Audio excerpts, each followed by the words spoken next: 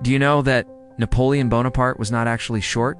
People often imagine him as a tiny man with a big temper, but this idea might be a big misunderstanding. Napoleon's height was recorded as 5 feet 2 inches.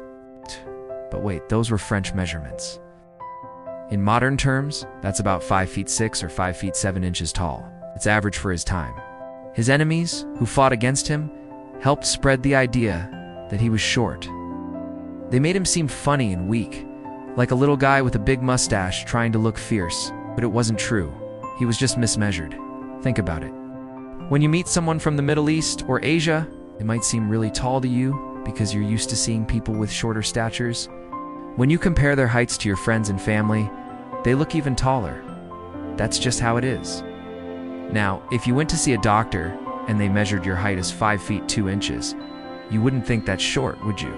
You'd probably think it's pretty average. So why do we think Napoleon was short? Well, it's because he was mismeasured, plain and simple. When Napoleon was born, the way doctors measured height wasn't very precise. They didn't have fancy tools or even a standard way of measuring.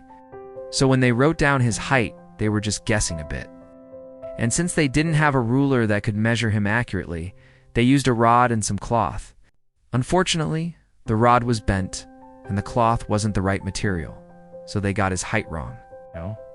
They thought he was 5 feet 2 inches, but he was actually closer to 5 feet 6 inches. So the next time you hear someone say Napoleon was short, you can tell them he wasn't. He was just mismeasured. His enemies made up this story to make fun of him, but it's not true. Now you know. Subscribe for more.